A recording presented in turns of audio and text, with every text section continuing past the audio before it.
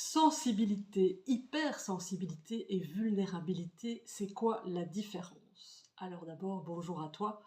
J'enregistre, nous sommes le mardi 21 octobre. J'avais envie de te parler de cette thématique aujourd'hui parce que d'abord ce sujet me touche profondément, il était déjà là, et depuis toujours en fait. Je vous partagerai d'ailleurs un petit moment personnel à la fin de cette vidéo. Et puis aussi parce que dans le contexte actuel où nos émotions sont parfois mises à rude épreuve, je trouvais que c'était le bon moment. En attendant, j'espère te trouver en forme le lendemain de cette nouvelle lune très impactante, très émotionnelle, qui nous demande de déconstruire encore nos schémas relationnels obsolètes, ceux qui ne nous servent plus. Parce que l'invitation ici et maintenant, elle est vraiment de nous renouveler dans nos liens qui comptent et puis de lâcher ceux qui ne fonctionnent pas dans l'authenticité. Alors cette nouvelle lune, elle est impactante, mais surtout très positive, donc sois rassuré. En termes d'avancée, tu pourras peut-être déjà le constater en toi aujourd'hui ou dans les jours à venir. Personnellement, en tout cas jusqu'à ce 21 du 10 aujourd'hui, et toute la semaine qui a précédé, ça a vraiment bien secoué. D'abord en impactant mes nuits, très écourtées, avec des rêves très intenses, parfois lourds, parfois plus légers et doux. Et puis aussi émotionnellement, je dirais sur un dossier, on va dire très ancien, de la toute petite enfance, mais aujourd'hui, je me sens déjà beaucoup plus légère et cela fait du bien. Alors, s'il y a bien une chose que j'ai apprise sur mon chemin, bah, c'est que tout passe en fait, hein, notamment les mauvais jours. Pour autant qu'on ne s'y accroche pas, tout comme à l'ego d'ailleurs, thématique essentielle que j'ai développée dans une précédente capsule à écouter ou à réécouter ces temps-ci pour bien l'ancrer. Car plus tu auras conscience de ce qui se joue en toi et qui n'est pas fondamentalement toi, plus tu auras du pouvoir de décision consciente sur ce que tu souhaites vraiment. C'est chouette, non?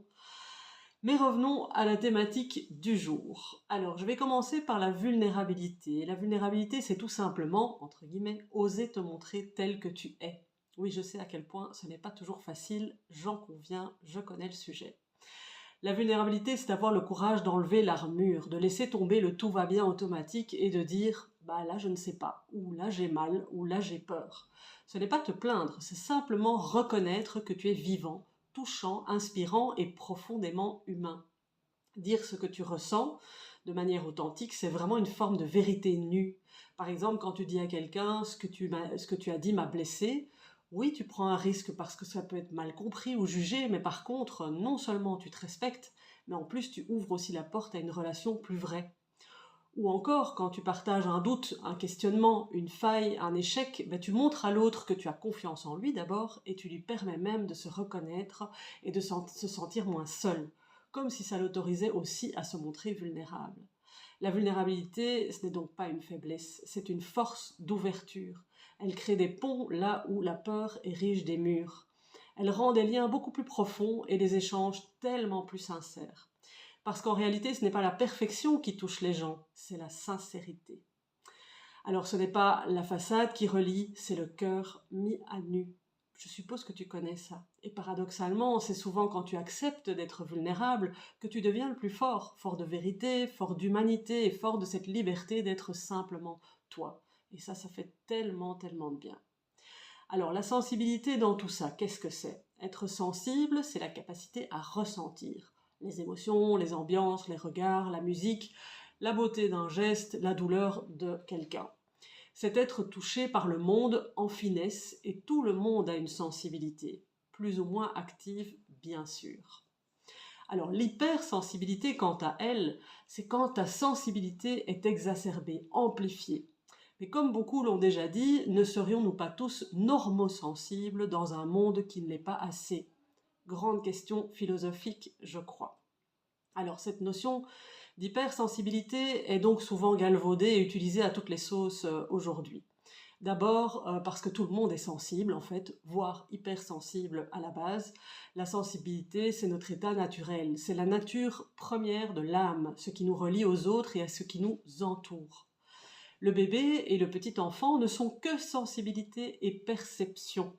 Mais au fil du temps, on le sait, on apprend à se protéger, à mettre des couches, des carapaces, des masques, tout ça pour paraître ou bien garder le lien, et parce qu'aussi le monde ne nous a pas toujours accueillis avec douceur.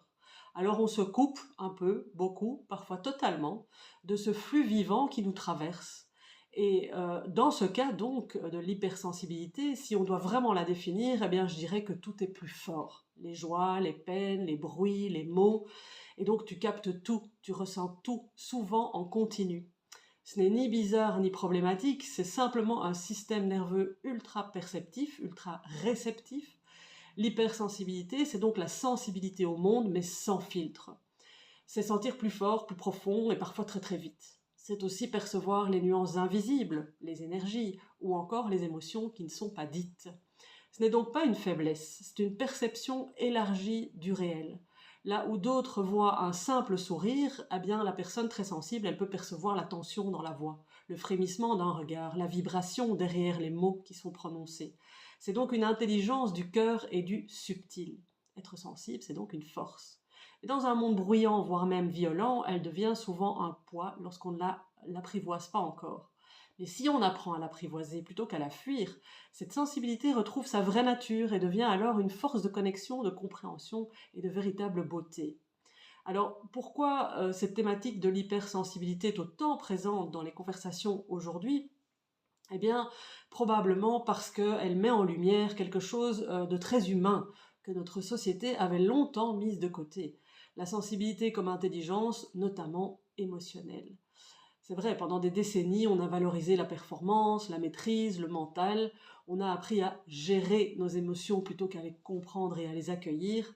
Alors aujourd'hui, beaucoup de personnes redécouvrent ce que c'est que sentir pleinement et elles se rendent compte que ce n'est pas une anomalie, mais une façon différente, parfois plus fine et surtout très normale de percevoir le monde. L'hypersensibilité, ce n'est donc pas une mode, c'est plutôt une prise de conscience collective. Et il y a encore du chemin à faire à ce niveau-là. On met enfin des mots sur un vécu intérieur que beaucoup portaient en silence. Et en même temps, il y a un écueil parce qu'on risque d'en faire une étiquette, voire une identité figée. Je suis hypersensible, donc, et on excuse alors un tas de choses. Alors qu'il s'agit plutôt d'un fonctionnement, une sensibilité amplifiée qui peut être une souffrance ou une force selon la manière dont on l'accueille et la canalise. Je dirais donc que l'enjeu n'est pas d'être moins sensible, surtout pas, mais de devenir conscient de cette sensibilité et donc d'apprendre à en faire une boussole plutôt qu'un fardeau. Parce qu'au fond, être hypersensible, c'est juste avoir le volume du monde un peu plus haut que la moyenne. Parce qu'on s'est autorisé à enfin réouvrir les canaux, et quand on apprend à danser avec cette intensité, ça devient une véritable richesse intérieure. Car cette sensibilité devient alors un véritable guide pour toi. Et la question qui me vient alors, c'est si être pleinement soi-même et vrai et authentique était la clé? La réponse est clairement oui, évidemment. Mais tu ne peux pas être authentique si tu refuses ce que tu ressens. Tu ne peux pas te sentir connecté si tu caches tes émotions derrière un masque. Et tu ne peux pas non plus aimer vraiment sans vulnérabilité partagée. La sensibilité, l'hypersensibilité et la vulnérabilité te rapprochent vraiment de toi et des autres, bien sûr. Donc elles ouvrent le cœur, elles rendent profond, humain, elles rendent vrai. Et donc, non, ce n'est pas trop. Tu n'es pas trop. C'est juste ton langage, c'est le langage du vivant. Alors, je te partage un petit bout de mon histoire qui peut-être va résonner avec la tienne ou pas. Mais quand j'étais petite, mes émotions étaient assez exacerbées, comme tout enfant d'ailleurs, et on me disait souvent que j'étais trop susceptible. Et très tard dans ma vie d'ailleurs. Peut-être que je l'étais, oui, en partie, et selon le regard des autres. Mais avec du recul, je crois surtout que je ne ressentais pas les choses de la même manière. Et c'était pas toujours facile à faire comprendre. Les petites piques et les blagues suivies du qui aime bien châtie bien, peut-être que tu connais ça. Eh bien moi c'est vrai, ça ne me faisait pas rire, ça me fendait le cœur, parce que ça venait toucher à des endroits très sensibles de mon être. Je ne comprenais pas comment on pouvait taquiner quelqu'un qu'on aime en le blessant un peu, voire beaucoup.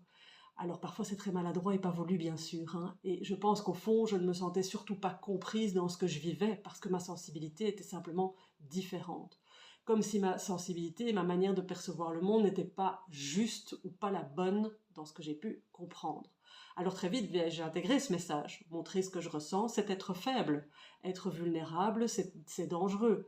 Alors j'ai appris à me contenir. J'ai mis des masques. Le masque du tout va bien, je vais bien, le je gère, le rien ne me touche, et puis plus tard celui de la femme forte, qui pourrait convenir à l'homme fort aussi bien sûr. Sauf qu'à force de me protéger, j'ai fini par me couper de moi-même et des autres. Je gardais tout à l'intérieur, mais je souriais à l'extérieur. Et dedans, ça bouillonnait, ça pleurait, ça souffrait. Et évidemment, ça a fini par me jouer des tours. J'ai pu du coup donner l'air froide, distante, presque insensible, ironique, non? Moi qui ressentais tout le temps. Et en plus, cette façade donnait l'impression que je n'avais besoin de personne. Alors forcément, ça crée de la distance. Ça crée ce que je redoute le plus, en fait. Ça fait peur à certains même. Et donc il m'a fallu des années, beaucoup d'années, pour comprendre que ce que je prenais pour une faiblesse était en réalité une véritable force, une clé et un retour à la vie en moi. Et un jour, tout a commencé à se réouvrir, notamment grâce à un massage du ventre très très puissant, comme si quelque chose en moi se réveillait d'un long sommeil. Et là, tout est revenu. Les émotions, les sensations, les intuitions, les frissons. C'était tellement intense, au début beaucoup trop d'ailleurs, j'ai même eu envie de revenir à l'avant, tant c'était trop et trop intense. Et je ne pouvais plus retenir mes larmes, ça sortait tout seul, pour des petits riens. Mais c'était moi, ça faisait partie de moi. Et j'ai aussi appris à prendre de la distance par rapport aux personnes qui ont besoin de piquer pour se donner une contenance, une sorte de supériorité qui témoigne justement d'un grand manque de confiance en soi. Et au fil du temps, j'ai aussi réappris à apprivoiser cette sensibilité, à ne plus la fuir, mais à l'écouter, à l'accueillir, à la traverser, à l'accompagner, et ensuite à en faire une guidance et une boussole intérieure. Et aujourd'hui, je crois profondément que la sensibilité n'est pas un défaut à corriger, mais bien une intelligence à honorer. Et la vulnérabilité, ce n'est pas une faiblesse, c'est la porte la plus directe vers la vérité de qui on est profondément. Donc tu l'auras compris, je te souhaite d'oser être toi-même, tant dans les moments up que dans les moments down, tant avec ton feu intérieur positif et puissant qu'avec tes émotions, tes ombres et tes failles, voire tes incohérences, et surtout de t'aimer totalement avec et malgré tout ce beau bazar qui fait que tu es humain. Parce que le cadeau ensuite, c'est qu'être toi attire les bonnes personnes pour toi. Des relations vraies, sincères, authentiques et donc solides. Voilà, j'espère que ça t'aura parlé. Je crois que la vidéo est un petit peu plus longue encore que d'habitude. Et n'hésite pas à commenter, à laisser ton expérience, parce que ça peut vraiment aider, comme j'essaye de le faire, à inspirer les autres en fait, à s'autoriser, à autoriser les autres aussi à partager et à se reconnaître et à pas se sentir trop seul. Parce que je pense qu'il y en a encore beaucoup qui se sentent très seuls avec cette sensibilité exacerbée qu'ils n'arrivent pas encore toujours à apprivoiser, c'est plutôt le mot. Voilà, si ça t'a parlé ou si tu sais que ça peut aider quelqu'un, n'hésite pas à liker, partager. Et puis, je te souhaite une très très belle journée et je te dis à bientôt pour une autre capsule vidéo.